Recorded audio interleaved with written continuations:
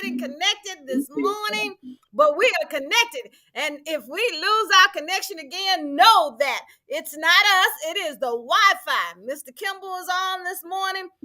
He's in a hotel and I'm in one too, and the Wi-Fi is just not doing everything we wanted to do. And you know the devil's always busy trying to keep you from doing something grand, okay? Yes. So yay. And so we won. So we're going to do this show really quickly. Okay. And so it's Mr. Kimble, Mr. Lodovic Kimble, part 1 of his Black history. Welcome to Dr. T.E.A. This is Dr. Tonie Anderson-Steele and Mr. Lodovic Kimble. You see him. And we're just going to, y'all put a prayer up for us so that we can stay connected Wi-Fi this morning. And we're going to go forward. If we lose connection, we will record this show later and put it on the air maybe tomorrow or Monday. But we're hoping to stay connected right now. So, Mr. Kimble, how are you doing this morning? Other than having those technical difficulties, you're doing grand style this morning? Oops. You can't hear me?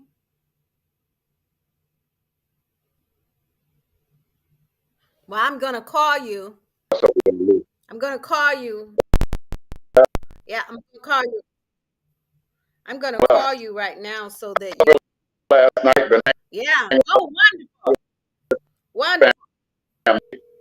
My 89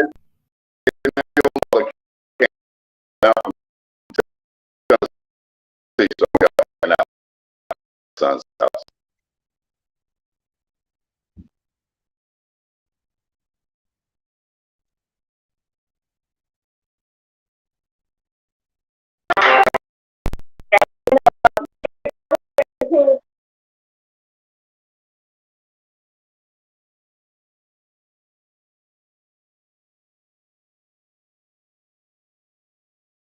I can hear you. Go ahead and talk. Okay. Well, I want to talk about this book called The Penguin Atlas of African History by Colin McEady. This is probably Wait. That last name, I want y'all to be familiar with that last name. Is Colin, Colin, and spell that last name, Mr. Kimble. McEedy. Okay. And this is the most complete book I ever read on African history. And look how thick it is. Not that thick at all. But what it does, it has 26 maps in it. And it starts with the beginning. That's what I love about the way it teaches African history. It starts with Tangier, when the world was one landmass. If you notice the bottom, this is Africa. This is called Gowana land. Somehow we lost the image. Yeah, we can't see your visual, but now we can. Yes, yes, sir. Hold it still right there. So this bottom part is called Gowana land. If you notice, it includes here, the United States, and this area that we call Europe is actually named after a black woman. The true name of this area is Luasia, not Europe. What's it called? Blue Asia? Luasia. Yep. Okay. And so people for years have called that Europe because they named that after an African-American woman. And not African-American, but an African woman. Then as the earth began to separate, you had dinosaurs and that kind of thing on Earth. And then you began to see where the mountains and rift valleys began to form, which made it possible for humans to thrive. About the last 2 million years, you finally begin to see the forest zones and the areas that provided opportunity for humans to thrive and to be able to forage and live off the land. The earliest humans were found 4.5 million years ago in Africa, called Australopithecines. Those Australopithecines were Bossi robustus and Afarensis. They later evolved into an African called Homo habilis, about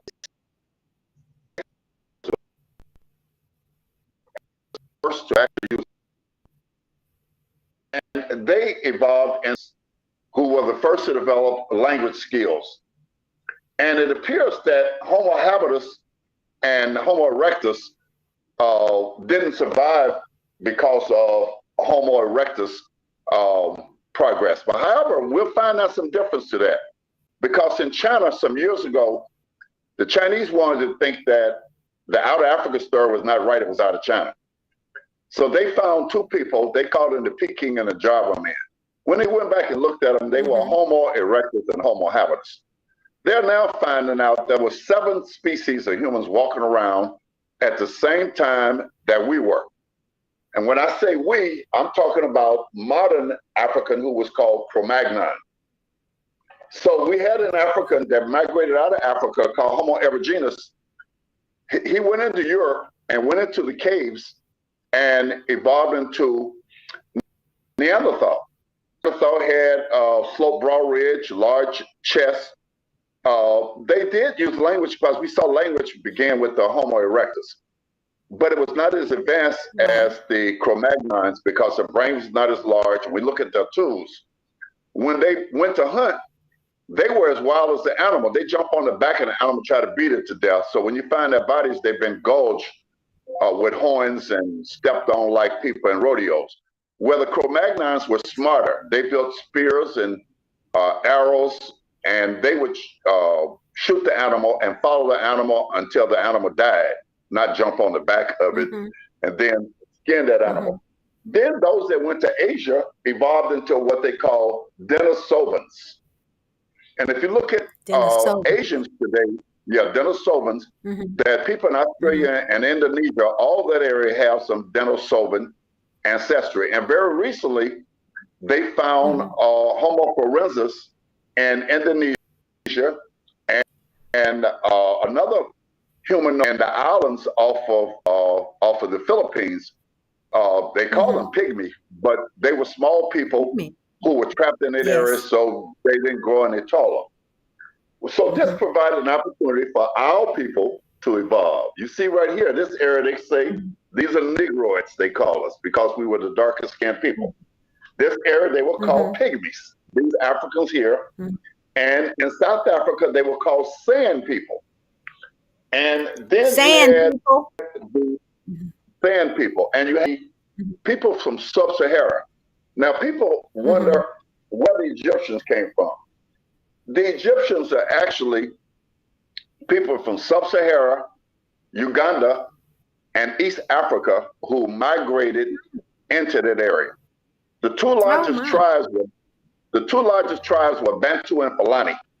So when Bantu and Fulani migrated all over Africa, they evolved into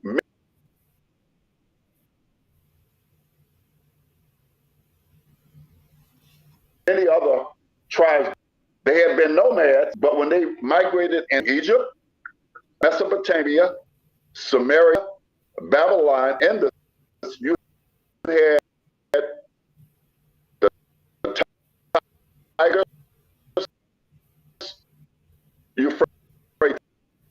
Euphrates. You had the Nile. Now. So those 3 rivers actually created a fertile crescent. And what they learned was when the Nile, when the rivers flooded, that they left marshland, they stopped.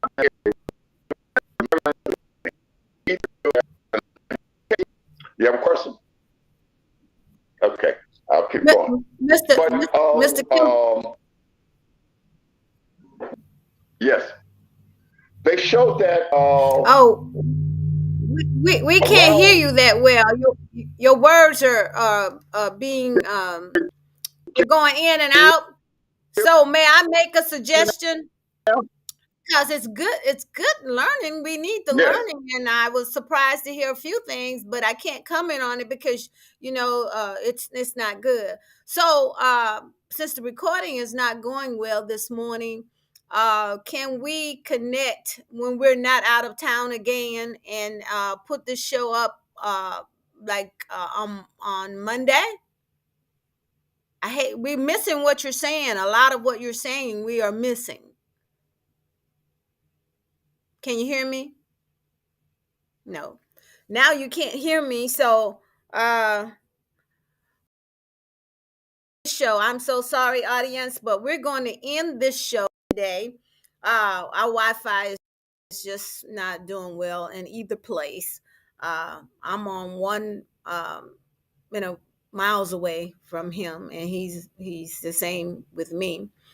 So we really want this show to be effective, but we can't do anything with the information we're receiving, which is great information. He's calling now.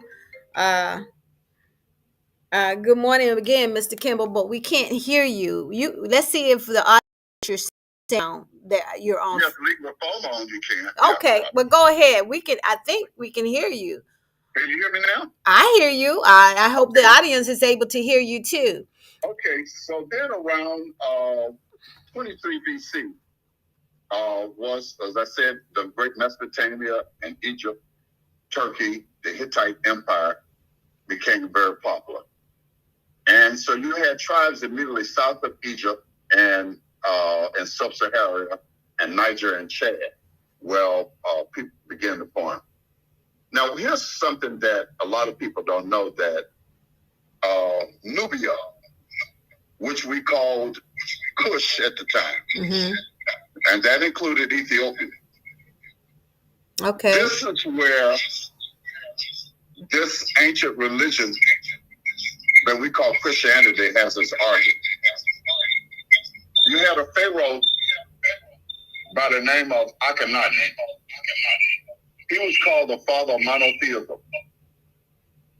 And so what Akhenaten did, he proclaimed there was only one God after the Egyptians for years had believed in polytheism. And really people call it polytheism, but what we really find out is that they believe in many manifestations of one God. They really were monotheistic, but they believe in many manifestations. And the problem that Akhenaten had was the many manifestations were not necessary. So they had called God Amun-Ra. He called him Amun. Moses was a high priest under Akhenaten. And I know you remember the biblical story of Joseph selling his people into servitude. Right. Now, most people talk, they would change sold into slavery. That was no slavery. It's called servitude. If Joseph sold into slavery, he never would have become governor. Joseph became governor, and his brothers and brothers came there. They didn't even recognize him. Yes. He actually forgave them, and during that time, you had several of the Levites that migrated to Egypt. That the Levites, who we call Jews, are Egyptians. Egyptians were made up of a multitude of people who had migrated there from all over. It was a trade center.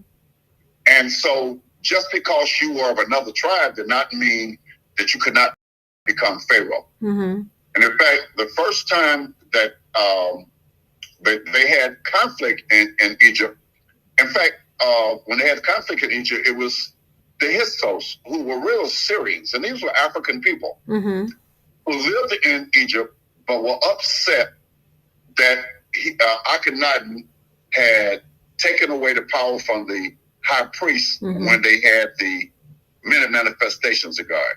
So we don't know for sure, but it's believed that Akhenaten was murdered. Oh. And his wife Nefertiti took over and dressed like a man to be Pharaoh. Mr. Kimble, can I ask you a question? If Joseph is in the Bible, now we know the Bible. Well, I know the Bible has been tampered with.